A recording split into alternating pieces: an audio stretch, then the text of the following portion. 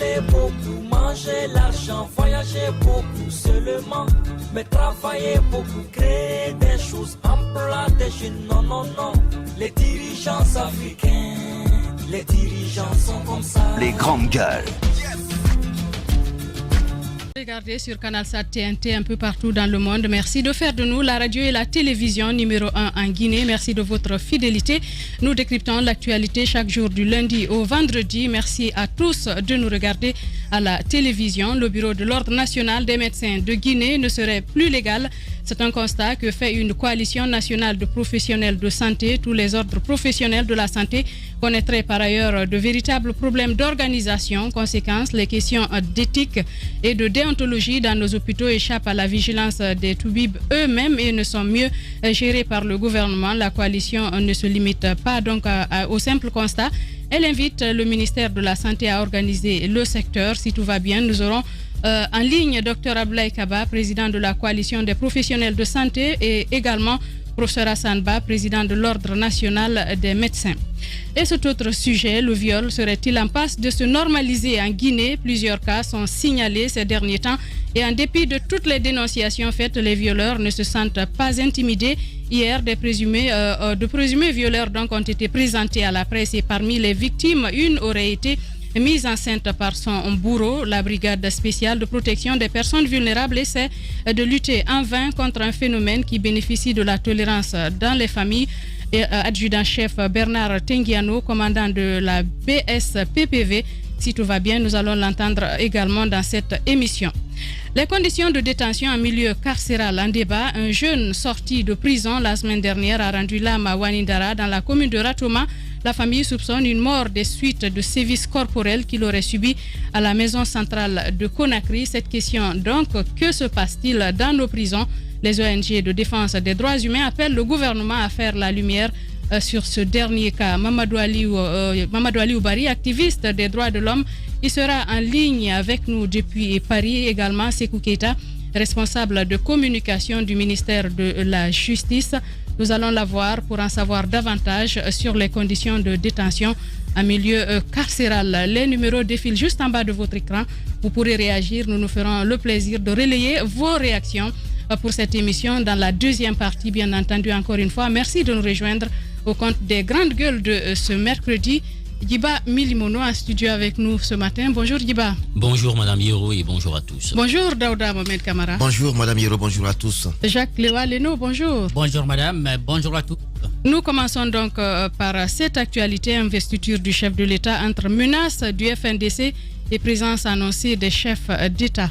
Oui, depuis quelques jours, il y a des communications que nous entendons de part et d'autre. Donc, le pouvoir qui a mis en place une commission d'organisation de la fête d'investiture du président de la République qui doit avoir lieu au palais Mohamed V, donc palais des Nations.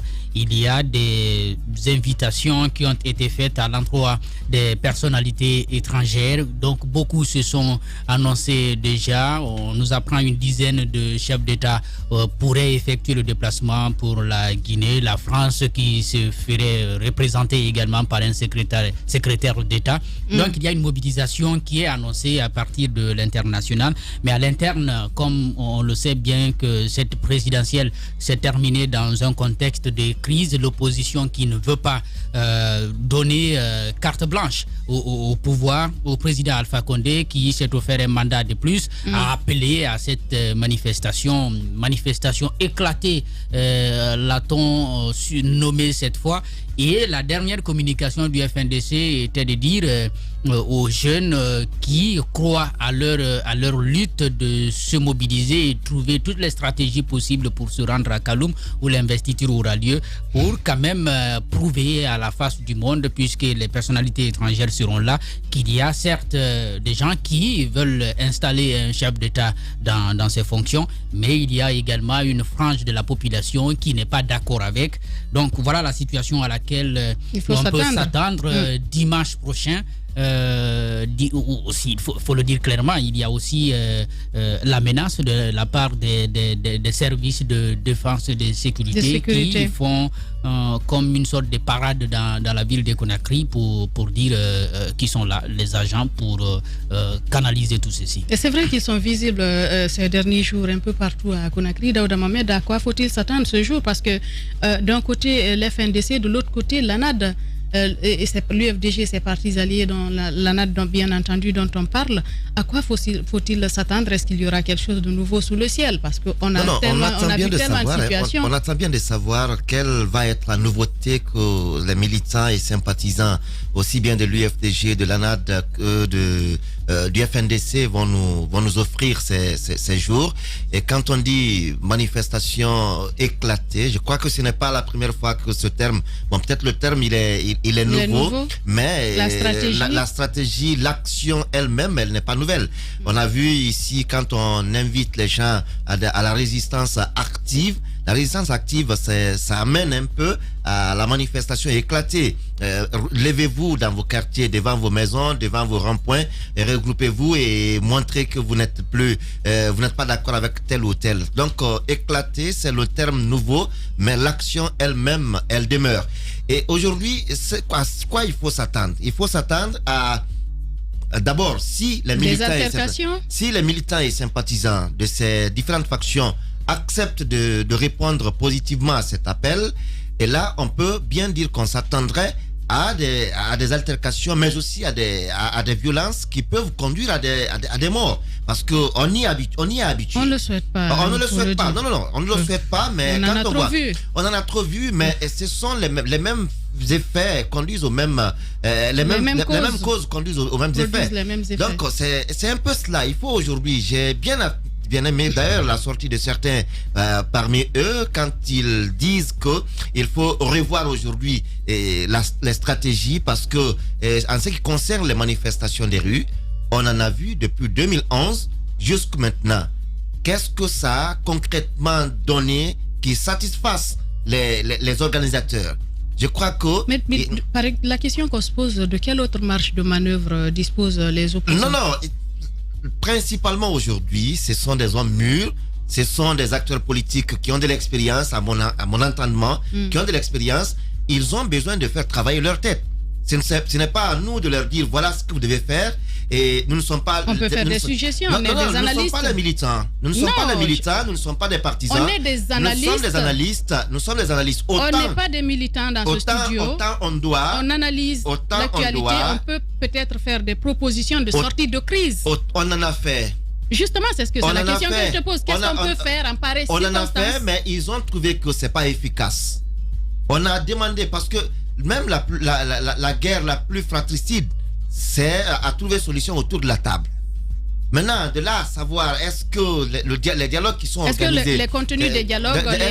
ces dialogues sont plus souvent appliqués en Guinée? Les contenus sont... Les consensus auxquels on aboutit. Les contenus des dialogues sont ce qu'ils sont, mais aussi les positions personnelles des uns et des autres sont aussi ce qu'elles sont. Et qu'est-ce qu'on fait de la loi dans tout ça? Non, la loi, c'est vrai, si on fait recours au consensus, on fait recours à ces dialogues récurrents, c'est parce que quelque part, on ne se pose pas bien des questions de savoir est-ce que la loi elle est bien appliquée. Justement. Lorsque cette loi elle est bien appliquée, il y aura bien des gens qui vont pleurer, il y aura bien des gens qui vont en rire. Parce qu'aujourd'hui, quand vous appliquez la loi dans toute sa rigueur, attendez-vous bien à des critiques, attendez-vous bien à des dénonciations, parce que ça ne peut pas. La loi, on dit dur à l'est, c'est de l'ex. La loi, elle est dure, mais c'est la loi, elle doit s'appliquer. Et c'est là, il le faut aujourd'hui. C'est ce qu'on reproche d'ailleurs à cette gouvernance de Alpha Condé, qui a plutôt privilégié des dialogues, des consensus ça et là, alors que les textes de loi sont clairs sur un certain nombre de faits. Il faut que cela aussi gouverne, je vais dire, les attitudes que nos gouvernants doivent prendre aujourd'hui pour la nation. On ne peut pas toujours se rétracter. Non, pour contenter Paul, il faut se retrouver autour de la table. Pour contenter Pierre, il faut se retrouver dans la rue. Ça ne peut pas continuer. Ce n'est pas la manière de gouverner le pays. Il faut aujourd'hui donner force à la loi. Si la loi elle est en faveur d'un opposant, il faut la reconnaître. Si la loi elle est en faveur d'un gouvernant, il faut la reconnaître et que celui qui subit la rigueur de la loi ne s'en plaigne pas pour dire non, c'est parce que je suis de l'opposition, ou non, tout au moins parce que je suis de la mouvance présidentielle, ou je suis indépendant. Il faut qu'on sache, on dit, nul n'est censé ignorer la loi. Et c'est là pour que chacun sache c'est quoi la loi. Non, c'est pas le cas, mais il faut l'appliquer. En Guinée, la loi ne s'applique pas. Dans le moment, n'est pas étranger ici. Les lois s'appliquent au gré des personnes.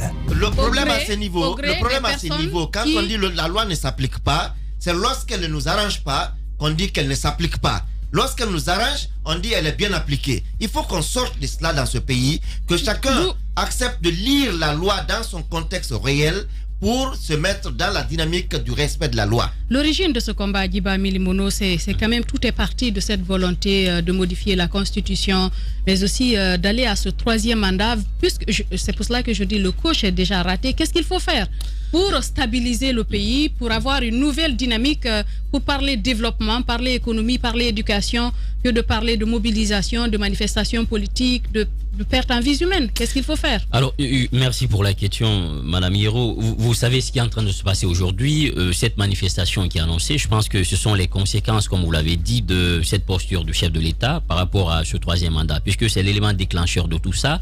C'est vrai, dans ce pays, souvent, lorsqu'il y a des cas de mort, lorsqu'il y a des arrestations, ou lorsqu'on annonce des manifestations, on a plus tendance à s'attaquer aux effets, tout en laissant les causes. Il y a eu toutes des péripéties, il y a eu des étapes aujourd'hui qui sont en train de nous conduire à ce scénario. Maintenant, est-ce qu'il faut porter le débat sur la stratégie? Moi, je pense que non. Aujourd'hui, vous avez la loi majeure, qui est la Constitution, qui consacre le droit de manifester. Maintenant, on sait que depuis des années, depuis pratiquement cette année, il y a le coronavirus qui a été brandi par le gouvernement. Il y a également, au-delà de ça, les manifestations ont été systématiquement interdites dans le pays, même si c'est consacré par la loi. Maintenant, sauf que dans ce scénario-là, je pense qu'il y a beaucoup de risques parce que, premièrement, on a écouté le FNDC qui disait que oui, il faut aller à Kaloum, vous serez accueillis par des militants de la démocratie, il faut commencer à se déplacer à partir du 13. Et on sait que l'investiture est prévue le 15. Maintenant, la question qu'il faut se poser, est-ce que les citoyens de Kaloum seraient dans les dispositions d'accepter qu'il y ait une manifestation à Kaloum, sachant que nous avons des cadres qui appartiennent à l'administration, qui tirent les ficelles, qui sont en phase avec ces jeunes. C'est le premier risque. Et l'autre risque, c'est par rapport aux hommes en uniforme. On sait que depuis quelques mois, on constate qu'à la rentrée de Kaloum, on est quand même en train de passer au peigne fin, ceux qui font les déplacements. Il y a tout un dispositif installé. Donc, il y a à ce niveau aussi des risques, sans oublier qu'il y a quand même des chefs d'État qui vont arriver en Guinée. Il y a le secrétaire d'État français qui est annoncé à Conakry. Donc, je pense que l'autre peut-être enjeu, c'est d'attirer l'attention de tous ces chefs d'État et aussi ces institutions, ces diplomates qui sont accrédités en Guinée pour dire comme quoi il y a une bonne partie de la population aujourd'hui qui serait contre l'investiture. Maintenant, ce qu'il faut dire, ça, ce sont les conséquences. Je pense qu'il faut revenir un peu en arrière. Si le chef de l'État, je crois, on l'a dit dans ce studio, on l'a souvent dit, parce que les gens sont allés jusqu'à dire, mais les journalistes ne sont pas des partisans de la bonne gouvernance, parce que la bonne gouvernance aussi, c'est l'alternance. C'est d'accepter que lorsque votre mandat prend fin, c'est d'accepter de partir. C'est pourquoi l'autre disait, il faut savoir quitter les choses avant qu'elles ne vous quittent. Ça n'a pas été fait. Le respect de la loi. Le respect de la loi, ça n'a pas été fait. Donc, je pense qu'aujourd'hui, ce sont les conséquences un peu de ce refus d'accepter d'aller vers l'ouverture, d'accepter de renoncer, de quitter le pouvoir. C'est vrai, à un moment donné, la sortie de Macron il y avait deux courants, il y avait les souverainistes de l'autre côté, il y avait ceux qui parlaient du droit d'ingérence. Je pense que les chefs d'État qui vont venir, le secrétaire d'État français qui viendra, s'il y a manifestation ce jour, je pense qu'il y en aurait parce que c'est déjà annoncé. Non, mais le problème, Djiba, c'est que tout se passe à Kaloum et que l'entrée est barricadée. La crainte, c'est que de l'autre côté, tout se passe très bien, que personne n'ait accès, qu'on ne puisse pas manifester, et que de l'autre côté, je veux dire, dans les autres communes, qu'il y ait des exactions, qu'il y ait des altercations, qu'il y ait des débordements. C'est ce qu'il faut craindre. Ça y en aura. Il ne faut même pas se poser la question. Parce qu'il faut éviter qu'on s'en prenne à des personnes qui n'ont rien à voir avec ce qui se passe, et du côté des manifestants, et du côté des forces de l'ordre. Parce que le plus souvent, on agresse des personnes, et du côté des manifestants, mais du côté des forces de l'ordre, on fait des exactions dans des quartiers avec des citoyens paisibles qui sont assis à leur domicile, qui veulent juste la paix, rester là, pouvoir aller au marché, revenir, préparer à manger pour leur famille. Il y en aura, Madame Hiro, parce qu'on sait depuis quelques mois, c'est le même scénario auquel on est en train d'assister. Ce sont les hommes en uniforme Ils viennent dans les quartiers, il y a des arrestations, les gens sont extirpés dans leur domicile, il y a des forces de l'ordre aussi qui essuient des tirs. Donc, je pense que l'un dans l'autre, il faut s'attendre à ce scénario. Maintenant, ce qui particularise cette fois-ci la situation, c'est que ça intervient à un moment où des étrangers sont annoncés dans le pays. Donc, je pense qu'au nom du droit d'ingérence dans les affaires internes d'un pays, aujourd'hui, l'humanité a un droit de regard sur ce qui est en train de se passer en Guinée. Donc, il faudrait que, de l'autre côté, que le chef de l'État comprenne une chose. La solution l'appartient. Moi, je pense qu'il faut s'éloigner du débat qui consiste à dire il manque de stratégie. Aujourd'hui, l'opposition, aujourd'hui le FNDC, qu'est-ce qu'il peut faire? C'est de manifester, c'est d'attirer l'attention de la communauté internationale sur ce qui est en train de se passer en Guinée. Donc je pense que la solution est au niveau du chef de l'État. Vous pensez que la communauté internationale n'est pas au courant de ce qui se passe en Guinée? Ils sont au coururant. La communauté internationale, elle est bien représentée en Guinée. Elle sait. Peut-être ceux qui viennent, le ministre d'État par exemple, qui vient le dimanche, peut-être que lui, il n'est pas ici, mais il a le retour de tout ce qui se passe en Guinée. Et ils vont vivre cette scène sur place. Moi, pourquoi, Guiba, pourquoi s'attendre toujours, pourquoi toujours tendre la main à la communauté internationale? Parce que tout simplement, la solution ne vient pas sur le plan national. Aujourd'hui, regardez le pays. L'opinion nationale, aujourd'hui, il y a complètement un rejet qui est en train de s'installer vis-à-vis de ceux qui tiennent le haut du pavé et les citoyens. Il n'y a pas de solution sur le plan national. Celui qui était capable de nous créer des conditions pour que nous sortions de cette situation, c'est le chef de l'État. Vous voyez aujourd'hui qu'il a un discours caustique. Le chef de l'État, il est toujours fidèle à lui-même. Après, je pense, ces élections, moi, je pensais quand même qu'on allait s'attendre à une ouverture de sa part. Aujourd'hui, des opposants sont arrêtés. Des citoyens sont arrêtés. Des hommes même sortent de ces géodes et qui trouvent la mort. Vous pensez que dans ce scénario-là, on peut aller vers un dialogue? C'est impossible. Je pense qu'aujourd'hui, le chef de l'État doit prendre la hauteur parce que sa responsabilité, elle est engagée dans cette situation et accepter d'aller vers une ouverture. Parce que s'il le fait, je pense qu'on peut trouver une solution à nos problèmes. Les débats d'idées, il faut les accepter. Il faut accepter les autres avec leurs différences. Si on ne le fait pas, c'est le pays qui est en train de se plomber. Maintenant, est-ce que la responsabilité de la communauté internationale, je suis d'accord avec vous, la Guinée a toujours connu des crises orphelines. Souvent, la solution, elle est nationale. Mais sauf que dans ce cas spécifique, il faudrait qu'au nom du droit d'ingérence dans les pays, parce que tout simplement, on pense qu'il y a un chef d'État qui est en train de s'attaquer impunément à travers les forces de l'ordre à sa population, il faut monter au créneau. Mais que faut-il faire? La communauté internationale ne pourra que tenir des discours. Oui, maintenant ce qui rend complexe la chose, c'est vrai qu'il y a le principe de subsidiarité. C'est la CEDEAO, normalement, qui aurait dû s'adjuger de ça. Aujourd'hui, elle est décriée. L'Union africaine également. Donc, les Nations unies, est-ce qu'ils ont beaucoup d'intérêt aujourd'hui en Guinée? Est-ce que la France, comparativement à la Côte d'Ivoire, c'est les mêmes intérêts? Nous faisons partie des Nations unies, Guiba. Oui, mais sauf qu'aujourd'hui, ce qui est en train quand même de se dessiner, c'est que la solution, elle peut être nationale. Donc, c'est le chef de l'État, à mon avis, qui peut mettre fin à ce scénario-là. Le FNDC, ils n'ont qu'une seule arme, c'est de manifester, c'est d'attirer les attentions. Quelle que soit l'opportunité ou la réussite d'une telle manifestation, ce qui est important, c'est que le chef de l'État, on avait écouté Sano sur Jeune Afrique. On pensait qu'il était d'accord pour une ouverture, pour un dialogue. Je pense que ce sont des occasions à saisir. C'est Loudalin, sa dernière sortie, je pense qu'en dit long. Aujourd'hui, il y a une possibilité d'aller vers un dialogue et de faire des concessions de part et d'autre pour sortir le pays de ce scénario. Excusez-moi. Essentiellement, pendant tout ce temps, ce sont des manifestations. Au-delà des manifestations, quoi d'autre le FNDC a offert? Vous pensez le FNDC a saisi la justice. Il y a un signalement à l'international avec la Cour de justice de la CEDEAO. Mais est-ce que, vous l'avez dit tout à l'heure, est-ce qu'il faut toujours tendre la main à la communauté internationale?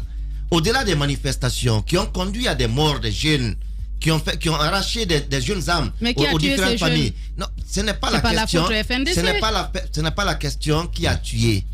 On ne peut pas résumer au tueur. Il y a l'occasionnant aussi. Non. Il y a l'occasionnant aussi. Les manifestations, non, il y a l'occasionnant aussi. Soyons clairs dans ce studio. Les manifestations sont consacrées par la Constitution. Les manifestations sont bien consacrées. De tuer parce que quelqu'un a manifesté. Les manifestations sont bien consacrées par notre Constitution. Je n'en dis qu'on vient pas. C'est pas parce qu'un leader a appelé à manifester qu'on peut dire qu'il a occasionné la mort de quelqu'un. Mais ayons aussi pitié des différentes familles qui perdent le leur. Ça aussi, c'est une question qu'il faille se poser aujourd'hui. C'est vrai qu'on déplore les morts, mais il faut aussi avoir pitié de ces familles qui perdent les leurs. Daouda, Mais Parce qu'est-ce que- qu'il faut faire? Daouda, Qu'est-ce qu'il faut faire? tout ce temps, qui doit rendre À vous justice. écouter. on a qui doit À rendre vous justice. écouter, Daouda, permettez que je place l'État, ceci. c'est bien l'État qui doit rendre cette justice. Voilà. Mais puisque nous avons en face cet État qui ne nous rend pas cette justice, Donc, il faut qui ne nous croiser permet les pas, doigts. qui ne nous permet pas de bien pleurer nos morts. Parfois, certains ne savent même pas où se trouve le cadavre de leur mort. Est-ce qu'il faut continuer à accepter que les enfants, Moi, je pense des gens meurent? Mais je crois que je n'ai pas dit qu'il faut céder. Ne concluez pas à ma place. Non, j'ai l'impression que c'est ce que tu veux dire. Non, Puisqu'il y a vous des avez morts, il faut l'impression, mais ce n'est arrêter. pas ça, madame. Vous avez l'impression, mais ce n'est pas Mais ça. qu'est-ce qu'il faut faire? Et ce qu'il faut faire, il faut revoir les choses.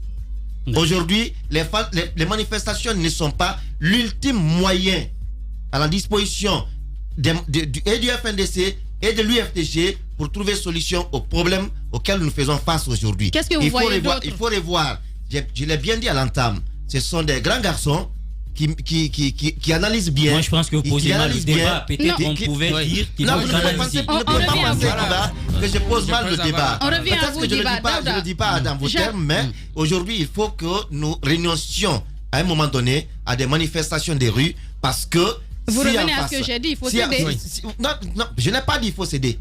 Je n'accepterai pas cela, je ne laisserai pas passer cela. Je ne l'ai pas dit qu'il faut céder. Ce n'est pas en renonçant Parce aux que ce qu'on a manifestations. remarqué ici- Non, ce n'est pas en renonçant aux manifestations qu'on cède. Si vous pensez que l'ultime moyen d'obtention des résultats à nos revendications, c'est les manifestations, égrenez-moi alors de toutes les manifestations tenues en Guinée, qu'est-ce qu'on a pratiquement eu qui Mais satisfasse? Daouda Mohamed, on a l'impression qui que vous n'êtes pas en satisfasse. Guinée. C'est les Non, c'est ce que manifestations vous qui ont pensez, permis, madame. par C'est ce que exemple. vous pouvez penser, mais Vous je dites crois dégrainer, je vais en dégrainer une. Allez-y. Ce sont les manifestations Allez-y, les qui ont Guinéens nous permis écoutent, ils vont la pression. Et Ce ça a sont ces changé quoi? pressions qui ont permis d'obtenir, par exemple, les législatives de 2013. Uh-huh. Jacques Et ça- Léo, ça- vous ça- étiez et ça- également en Guinée, vous ça a amené avez à quoi? suivi. Pratiquement, on va Vous de avez pression cité qu'un en exemple. pression. De Vous pression. n'avez cité qu'un élément. Regarde, toutes les manifestations qu'on a pendant plusieurs obtenues. années, pendant plusieurs mois, Daouda. pour empêcher par exemple le passage de la nouvelle constitution, elle est passée. Il y a des gens, des familles ont perdu les leurs, qui aujourd'hui pouvaient être des supports pour leurs différentes familles, mais qui ne le sont pas. Est-ce qu'il faut perdurer dans cela? Je crois que les manifestations, c'est là que mon analyse, ne sont pas l'ultime moyen pour obtenir ce qu'on veut. Il faut revoir les choses. Ce que je veux amener à faire comprendre, Daouda, si tu permets, et Jacques, c'est juste que tout ce qu'on a eu à organiser comme élection en Guinée a été obtenu suite à des pressions de la rue. Alors, moi je vais revenir sur cette actualité parce que pour l'investiture du dimanche, puisque le FNDC et puis l'ANAD, parce que quand on dit l'ANAD, c'est bien entendu cette alliance autour de l'UFDG, on peut considérer que c'est le même groupe. Et les deux, donc, qui veulent organiser des manifestations ce jour, j'ai bien envie de comprendre qu'est-ce qu'on a envie d'avoir en retour. Parce que cette question, elle est importante. Est-ce que c'est pour donner l'impression qu'il y a une opposition en Guinée? Cette impression-là, tout le monde l'a. Est-ce que c'est pour donner l'impression qu'il y avait un groupe en Guinée qui était opposé à cette présidentielle du 18 octobre? Les gens le savent. La France était là. Et puis, on a vu cette déclaration du président français qui a été diversement interprétée, mais qui est revenu quand même pour féliciter, donc pour exprimer son soutien au président Alpha Condé. Donc, on pourrait s'attendre à ce que les choses se normalisent. Je ne crois pas qu'une manifestation organisée le dimanche pourrait, n'est-ce pas, changer quelque chose. Et d'ailleurs, on ne sait pas c'est quoi la revendication. Est-ce que c'est pour dire Alpha, il faut quitter le pouvoir? À l'interne, on ne peut pas le faire partir, en tout cas pas maintenant. Et puis, à l'international, il est déjà adoubé d'une certaine façon. Donc, je pense qu'il faut, ça c'est quelque chose sur laquelle il faut quand même convenir. Il faut à un moment donné que le FNDC, l'UFDG, l'ANAD essayent de se dire travaillons davantage sur les stratégies. Nous avons manifesté plusieurs fois. D'ailleurs, ces derniers temps, c'est vrai qu'on est en train d'exprimer des inquiétudes, mais ils n'arrivent plus à manifester.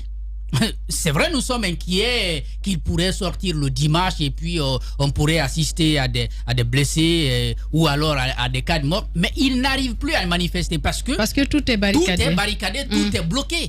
Donc à un moment donné, il ne suffit pas de dire sortez, quand vous savez que vous n'aurez même pas la possibilité de vous exprimer. Je suis d'accord après que derrière le pouvoir ne doit pas se dire bon, j'ai vaincu, je suis assez fort, je dois continuer à maintenir la pression.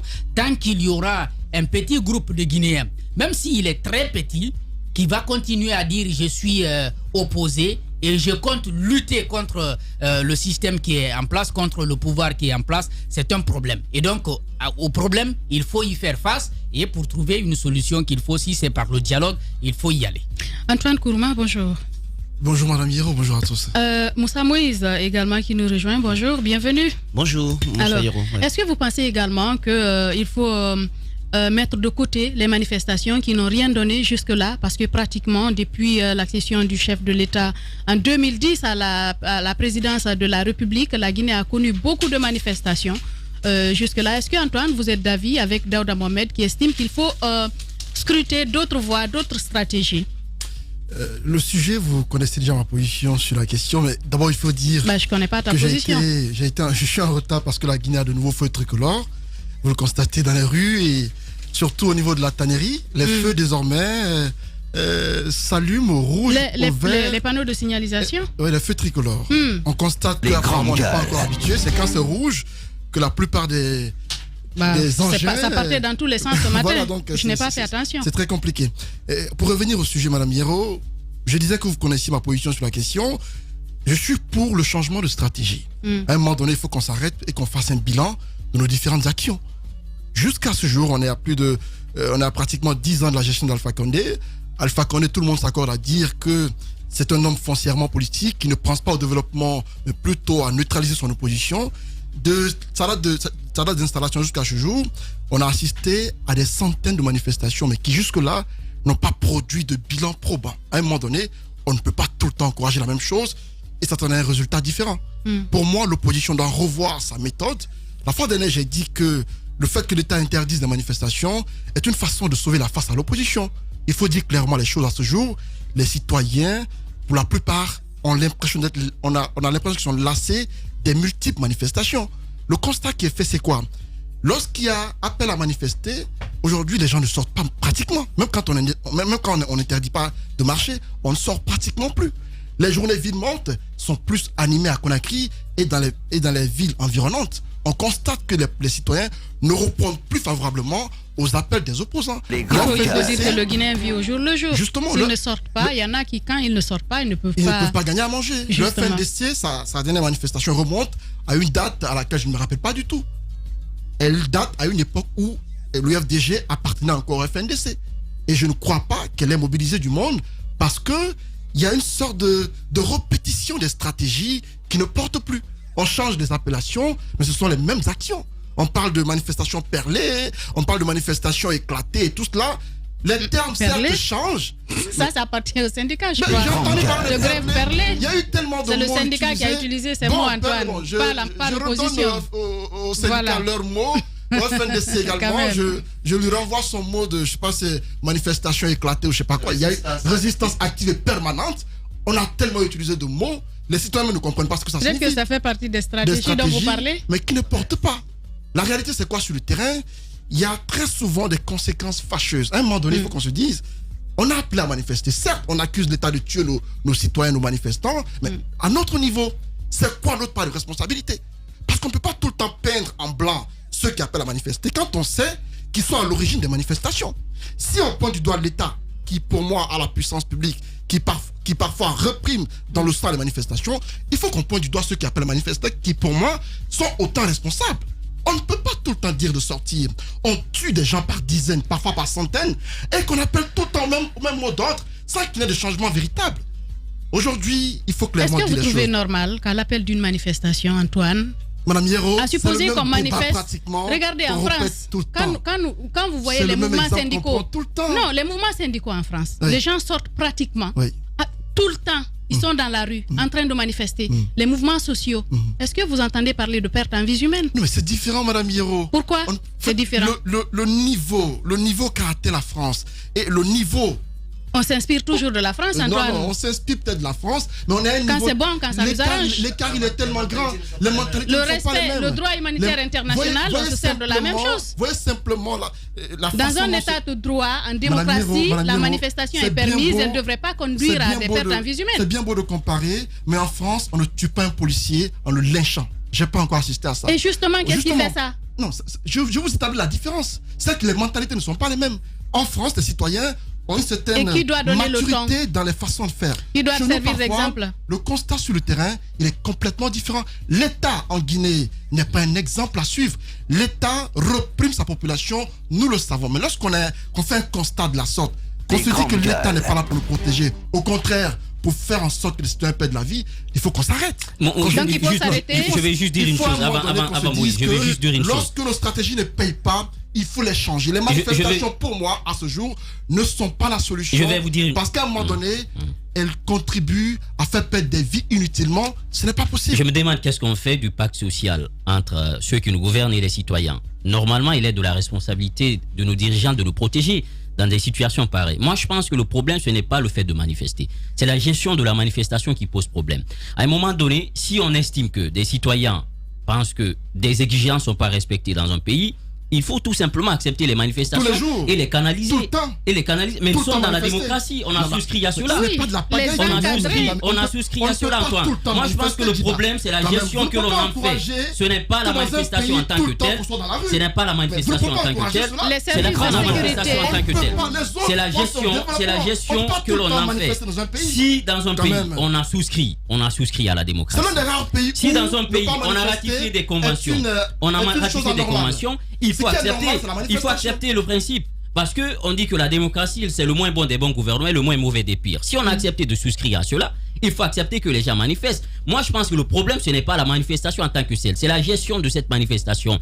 Si on accepte des manifestations et que ces manifestations sont encadrées, on connaît la psychologie de la foule, je pense qu'il n'y aurait pas de cas de mort. Parce qu'une manifestation acceptée, ça veut dire que vous avez un point de départ et un point d'arrivée. Une manifestation acceptée, ça veut dire que les forces de l'ordre sont mentalement, psychologiquement préparés à gérer cette manifestation. Je pense que dans ce tel scénario, on ne peut pas assister à des dégâts ou des cas de mort. On a connu dans ce pays des manifestations réussies, pacifiques, qui étaient acceptées du FNDC, mais aussi de l'opposition dans les années 2013. On en a assisté ici, même en 2015. Donc je pense qu'aujourd'hui, le problème, c'est la gestion que l'on en fait. S'il y a une manifestation qui est annoncée et qu'on accepte de la canaliser, je pense qu'il n'y aurait pas de morts. Le chef de l'État, à travers les services compétents, peuvent l'accepter.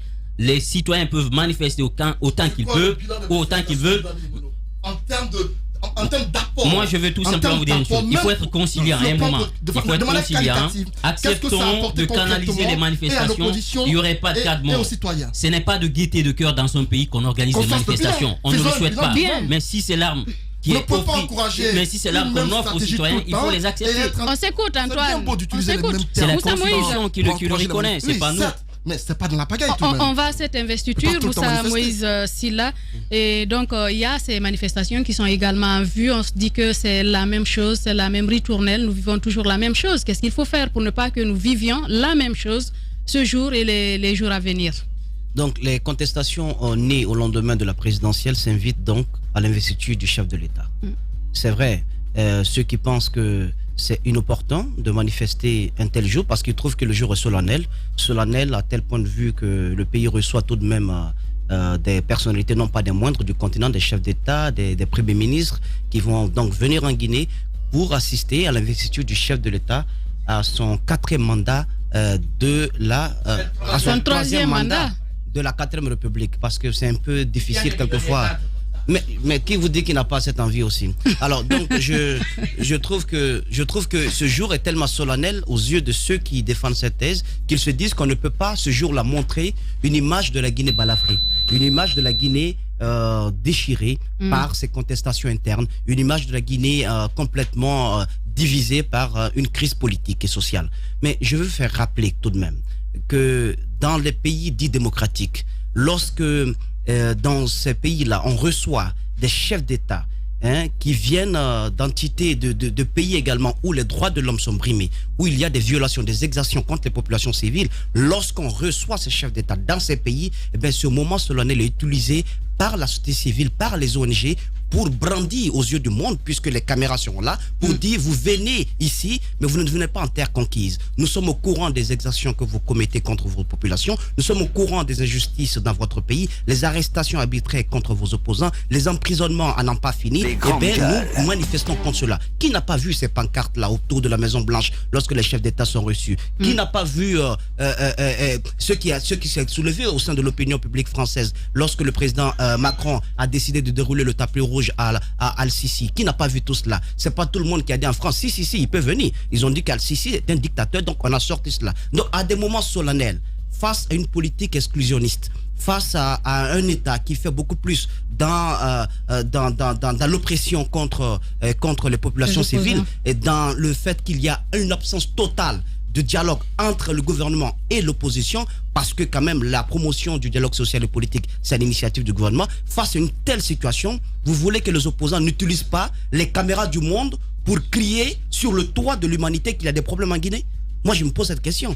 Mais je suis d'accord qu'il faille mettre un point d'honneur sur l'organisation de manifestations qui soient disciplinées, qui soient pacifiques, qui soient encadrées. Mais encore faudrait-il les permettre. Faudrait-il les permettre? Mais on ne les permet justement, pas. Est-ce qu'on permettra, par exemple, à ce qu'on accède à Kaloum? On ne les permet pas. Tout est barricadé là. On là. Quand même à des gens, parce que des femmes peuvent le faire. Tout le monde n'est pas voyou quand même au sein de l'opposition. Ils peuvent avoir des pancartes avec des slogans là-dessus. Venir à l'aéroport, faire comprendre aux chefs d'État qui vont venir, qu'ils ne sont pas tous certes démocratiques, mais qu'ils comprennent avec les caméras qui vont les accompagner qu'en Guinée, il n'y a pas que l'investiture. Il y a des problèmes au moment où ils sont investis. Des opposants croupissent en prison. Tiens, le cas d'Étienne Soropogo, on n'en parle pas assez. Un jeune qui est hospitalisé d'ailleurs. Mais son état s'aggrave. Du jour au lendemain, son état s'aggrave. Son avocat a demandé une évacuation. Alors, mais il n'est pas accordé. Cette demande n'est pas accordée. Son état s'aggrave du jour au lendemain. Mais quel est le crime qu'il a commis? Quel est le crime qu'il a commis? À part celui d'avoir basculé dans l'opposition, à part celui d'avoir rejoint l'Union des forces démocratiques de Guinée. Est-ce que pour cela, il a besoin d'avoir une santé qui se détériore à tel point de vue? Je pense que c'est une occasion solennelle. Je suis d'accord qu'on bannisse tout ce qui est violence, tout ce qui est attaque contre les biens publics, contre les biens privés, qu'on s'en prenne à des citoyens qui ne partagent pas le même point de vue que l'opposition. Mais je ne suis pas d'accord qu'on taise toutes les contestations dans un pays. Car en ce moment, nous ne sommes pas en démocratie. Il n'y a pas de démocratie sans contestation. Je suis d'accord qu'on mette de côté les violences. Mais on ne peut pas dire, qu'est-ce que ça fournit? Vous avez manifesté 10 000 fois, vous avez eu quel résultat? Il y a eu des manifestations qui ont été toujours violentes, qui ont été réprimées, au cours desquelles il y a eu des exactions commises par des agents des forces de l'ordre, mais aussi par des opposants. Certes, mais ça ne doit pas faire taire cette autre voix qui fait d'une nation démocratique une nation équilibrée. Si on tait toutes ces contestations, si on tait tous ces sons de cloche qui ne sont pas ceux du gouvernement en place, en ce moment-là, je pense qu'il faut changer de régime démocratique. Nous ne serions pas au sein des régimes démocratiques. Donc, vaut mieux encadrer, vaut mieux dialoguer pour permettre à ce qu'il y ait des manifestations pacifiques dans le pays. Lorsque vous fermez toutes les portes, lorsque vous tendez une main qui n'est pas sincère, lorsque vous emprisonnez des opposants, mais vous demandez à leur chef, venons, on va discuter tout de même, mais vous n'êtes pas en train de faire un pas vers le dialogue. Alors, quand vous faites tout cela, vous voulez que les opposants fassent quoi? Moussa Moïse Silla, cette autre question, on parle quand même de l'investiture. Est-ce qu'on peut se focaliser un peu plus sur les enjeux? Quels sont les enjeux du futur gouvernement parce qu'on sait que certainement, après l'investiture, peut-être qu'il y aura un remaniement, Jacques Léo-Aleno. Quels sont les enjeux? Forcément, parce que il faut s'attendre d'abord à ce que le gouvernement peut-être démissionne après l'investiture du président de la République. Après, il va travailler sur la composition de son gouvernement. Nommer d'abord un premier ministre. Est-ce qu'il optera comme en 2015 pour la reconduction du premier ministre qui était déjà en fonction, et avec ces derniers, ils pourront, n'est-ce pas, organiser, n'est-ce pas, disons, meubler la future équipe gouvernementale. Aujourd'hui, plusieurs questions se posent. Si Kassory reste, ce qui veut... Il y a quand même des noms qui circulent. Ce qui est probable. Dr Ousmane Kaba, oui, entre autres. je ne sais pas trop. Est-ce que c'est une démarche du docteur Ousmane Kaba ou alors c'est une ouverture? Parce que c'est une question qu'il faut se poser. Si c'est dans le cadre de l'ouverture, c'est le président qui va le chercher. Mais si c'est une démarche qui quitte de l'opposition vers la majorité présidentielle, donc c'est l'impression que vous avez? Je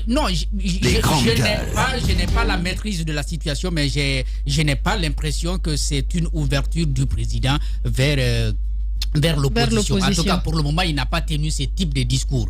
C'est vrai, il a tendu la main, mais il n'a pas dit qu'il irait vers la formation d'un gouvernement d'union nationale. D'ailleurs, l'idée n'est pas acceptée au sein du RPG. On dit on a gagné et nous avons gagné normalement, donc il nous revient de gouverner avec nos hommes, avec nos équipes. Sans ouverture. Et il y a eu beaucoup de sacrifices quand même, parce que beaucoup ne croyaient pas. Ça a été un grand investissement de la part de ces gens qui s'étaient lancés dans un projet qui était contesté à l'interne mais aussi à l'international. Il est aujourd'hui difficile d'admettre que certains vont se sentir lésés au bénéfice, n'est-ce pas, d'une quelconque ouverture que le président voudrait avoir vers l'opposition. Mais encore une fois, on sait que cette ouverture s'impose d'une certaine façon. Parce que dès lors qu'on a en face cette opposition, dès lors qu'on sort d'un processus avec beaucoup de difficultés, avec beaucoup d'écueils, à un moment donné, on s'est dit, il faut peut-être tendre la main, non pas pour affaiblir le camp d'en face, mais pour, n'est-ce pas, l'amener à participer à la gestion du pays.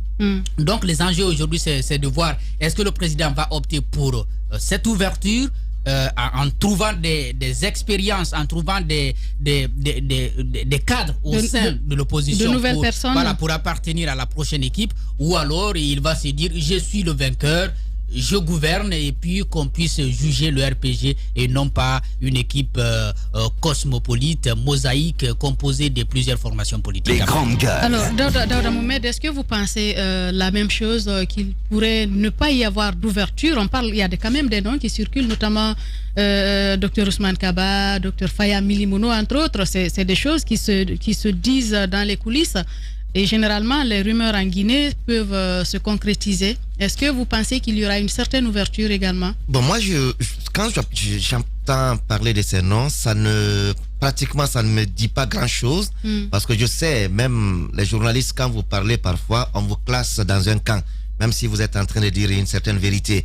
Donc, si aujourd'hui, Dr Faya Milimono prend une certaine distance de la position de l'ANAD ou de la position de l'UFDG et même de la position du FNDC, tout de suite, on assimile cela à une sorte de démarche qui s'est tournée autour de lui. On a vu ici, on a entendu avec ce nom de Dr Ousmane Kaba, et les gens sont allés jusqu'à dire qu'il est en train de démarcher auprès de la coordination Mandeng pour ce retour à la maison. Tout cela, moi, je n'en prends pas trop compte, quoi. Je n'en tiens pas trop compte parce que ce n'est pas exclu, mais moi, je n'en tiens pas compte. Ce n'est que mon opinion. Mais ce que j'ai compris, s'attendre à une gouvernance désormais ouverte, ça va beaucoup me surprendre. Dès lors que le président de la République, au lendemain de sa réélection, il a dit, j'ai observé tout le monde, ceux qui ont mouillé le maillot, je sais qui a fait quoi. Est-ce que, au demeurant, il n'avait pas invité les gens à mouiller le maillot pour que le pouvoir soit reconquis et puis chacun sera récompensé dans ce sens. Un autre gouvernement de récompense? Un autre gouvernement de récompense. Parce que c'est ce que moi j'ai lu entre les lignes quand il a dit j'ai observé tout le monde et je sais qui a mouillé le maillot. Vous risquez d'être surpris. C'est ce que je dis. Je vais bien être surpris. Je vais bien être surpris. Parce que j'ai vu des gens, des ministres, des directeurs qui ont pris tous les risques pour défendre cette réélection du président de la République. Quand on voit par exemple des ministres comme Mokhtar Diallo qui allaient sur un terrain, pas un terrain tout à fait favorable au RPG Arc-en-Ciel, mais il est là, il est resté là plus d'un mois avec toute son équipe. Ils sont nombreux comme ça qui ont pris tous les risques pour aller à cette campagne sans même savoir est-ce que cette élection, on va la gagner ou pas, mais quand même ils sont allés. Et je serais bien surpris de voir un gouvernement d'ouverture qui prenne des opposants et pas que le RPG. À la place de ceux qui ont mouillé le maillot. Allez-y, Antoine. Je suis d'accord avec le terme, vous serez surpris, Daouda, parce qu'il y a des opposants qui seront bel et bien ministres dans ce gouvernement, des opposants non des moindres, qui appartiendront au gouvernement. Des démarches sont en cours pour cela. Et par rapport à ce futur gouvernement, parce que des noms comme Mohamed, je crois le ministre de la Défense, Diané, qui Mohamed apparemment des sites relais comme quoi il serait pressenti comme futur Premier ministre à la place de Kassori, parce qu'apparemment on veut récompenser le RPG. On veut revenir pour récompenser les militants du RPG. La présence de Damaro à l'Assemblée n'est pas fortuite. Alpha est sorti carrément de sa promesse de faire en sorte que les institutions soient présidées selon les appartenances régionales. Il fait en sorte que ce soit, certes, pas un membre original du RPG, mais un membre du RPG qui prenne le poste. La primature, selon mes informations, pourrait revenir dans l'escarcelle d'un cacique du parti au pouvoir. Et donc, ce sont des questions qui se posent aujourd'hui. Faya Milimono, beaucoup se posent la question de savoir est-ce qu'il va encore rester opposant. J'en doute fort, parce qu'être opposant, c'est beaucoup de pertes. 6 ans dans l'opposition, ça va... C'est ton avis, Antoine. C'est ce que je dis, j'en doute fort. Faya pourrait revenir comme ministre d'Alpha Condé. Alpha, c'est 40 ans dans l'opposition. Faya ferait un bon ministre de l'Éducation. C'est une suggestion? C'est pas une campagne, mais je vois un peu Faya, ministre de l'Éducation. Ce 30 ne serait secondes. pas interdit qui vient dans le gouvernement. Moussa Moïse, qu'est-ce que vous en pensez? Oui, je trouve que ça va être un gouvernement de récompense. Il ne faut pas s'entendre à une surprise. On ne peut pas faire du neuf lors du troisième mandat de la 4e République. Je pense qu'il faut s'attendre à cela. Mais on peut déjà présumer de ceux qui vont rester, ceux qui vont partir.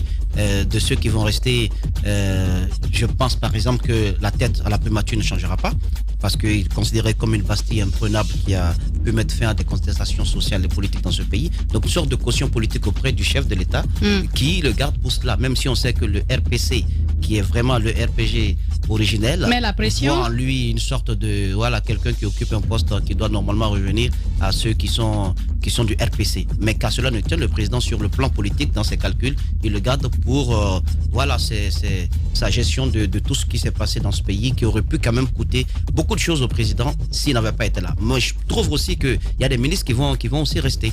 Voilà, sur la base des récompenses. Est-ce que jusqu'à la base, il va regarder? Je pense par exemple à Filan qui a monté son cercueil à Broussa. Mais est-ce que qui a osé monter son cercueil pour dire oui, mais non, il était déjà là-bas. Qui a promis de se suicider si le président ne passait pas. Voilà, c'est le temps de la pause. Moïse, on ne vous entend plus. Nous observons donc cette pause pour nos obligations commerciales et nous revenons à 10h. Avis à tous les gamers. Ce mois-ci, c'est Noël avant Noël. Radio Espace, Espace TV et SP Mobile vous offrent votre pack PS4 Pro et vos jeux Kingdom Hearts 3 en édition limitée. Alors, vous êtes prêts pour une petite partie?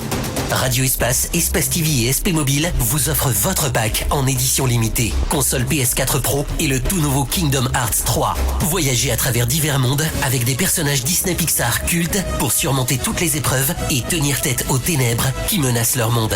Bref, ce sont de belles soirées gaming qui vous attendent. Pour gagner votre pack PS4 Pro et le nouveau Kingdom Hearts 3, rien de plus simple. Jouez dans le plus lion des mornings en repérant le mot-clé. Dans le 16-18 en repérant le tube classique. Dans On Slash en répondant au quiz. Radio Espace et Espace TV, les stations officielles du gaming.